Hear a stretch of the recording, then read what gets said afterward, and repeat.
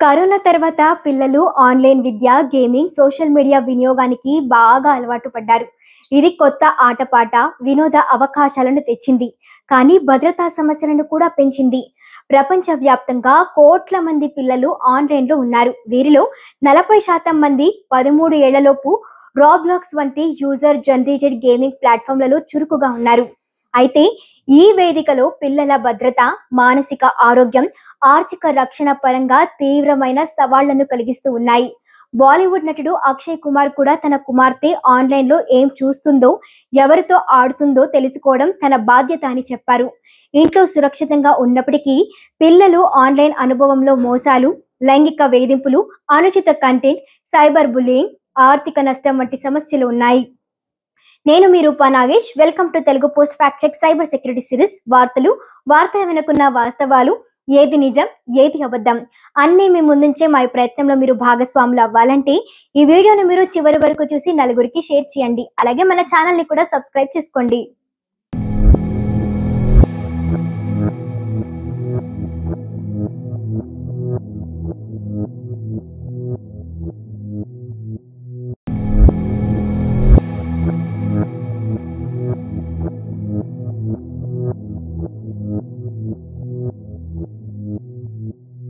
పిల్లలు ఎదుర్కొనే ప్రధాన ప్రమాదాల్లో లైంగిక వేధింపులు, సైబర్ మోసాలు, అనుచిత కంటెంట్, ఆర్థిక నష్టం, అధిక ఫోన్ వాడకంలో ఏర్పడే అనారోగ్య సమస్యలు ఉన్నాయి.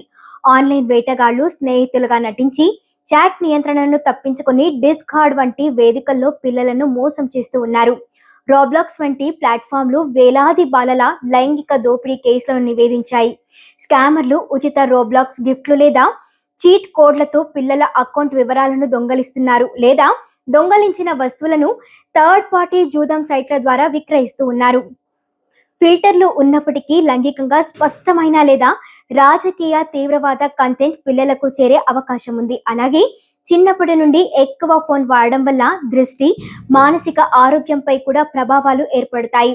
సైబర్ బుల్లీయింగ్ ఎదుర్కొన్నప్పుడు పిల్లలు వెంటనే తల్లిదండ్రులు లేదా ఉపాధ్యాయులకు చెప్పాలి.